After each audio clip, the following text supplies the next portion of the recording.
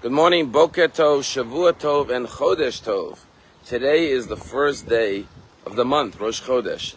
But it's not only the first day of the month, it's the first day of the year.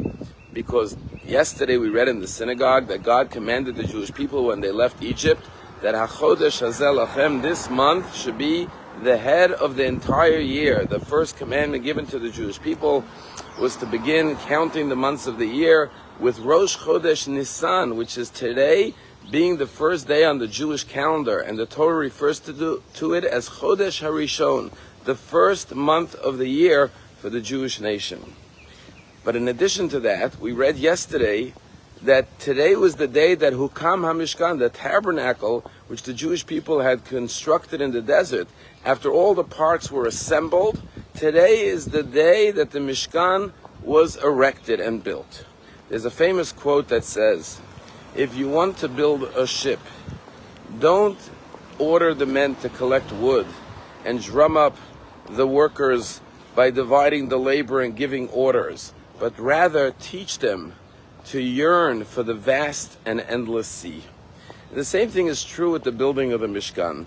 The Mishkan is not just an accomplishment of physical labor and construction by a group of men and women who built and designed the Mishkan, but it's a reflection of what Moshe created within the Jewish nation, a yearning, a desire for the endless light of Hashem in this world, to draw down God's presence in this world. And therefore the Jewish people gave with generosity, and their hearts were elevated, and they worked diligently and gave generously. Why? Because they yearned for Hashem's presence in their midst.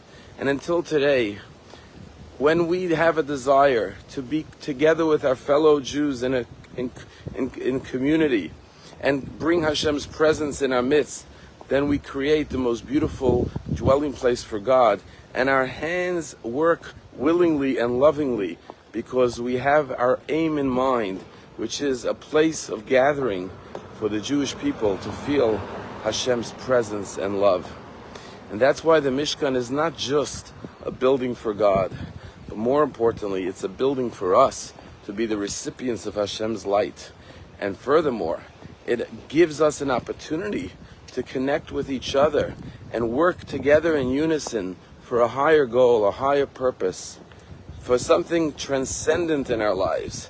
And it binds us together through our common yearning to be a Jewish nation with Hashem's presence residing in our midst.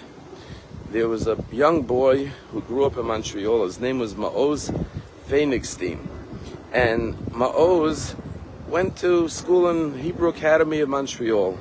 He grew up there, and after he became an adult, he decided to make Aliyah and move to Israel, and he got married there to his wife Odaya and had a beautiful baby boy. Well, when the war broke out in Gaza, he was a reservist. He left his wife and son and went to fight in Gaza to defend the Jewish people. And tragically, last July, he fell in battle. He was a casualty of war. This young 25-year-old soldier died, leaving behind a widow and a young son. Well, his classmates back in Montreal all heard the terrible story of their classmate Maoz, who they grew up with. And they got together and they said, we want to do something in his memory. So they reached out to comfort his wife Odaya, and they spoke to her. They said, what can we do in his memory? And she said the book that he loved studying the most was the book of Musar, Jewish ethics, called Mesilat Yesharim. So they decided that they were going to print a new edition of this book dedicated to his memory. And they went and they published this beautiful sefer, this beautiful book, hundreds and hundreds of copies, and each one said this is dedicated by his classmates in memory of Maoz Phoenixstein. And they distributed it, and everyone decided to learn this book in elevation of his memory for his neshama.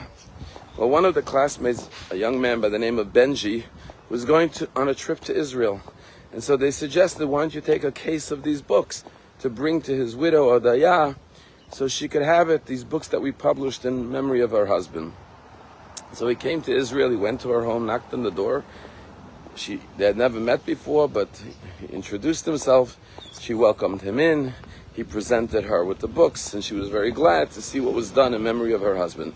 And they spent some time talking, and after the meeting, he said, before I leave Israel, I'll come back, I'll see you again. And sure enough, he came back before he left Israel and spent some more time with Odaya. But as they spent time together, they started to feel a connection, an attraction to one another. And so after Benji went back to Montreal, they stayed in touch. And of course, it wasn't long till Benji made another trip back to Israel, and they began dating one another.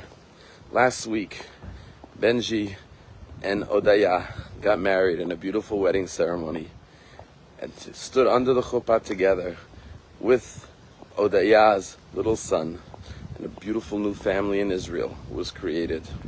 We are all connected to one another, and we yearn for that connection through good deeds, through mitzvot, through connecting and coming closer to Hashem and to one another.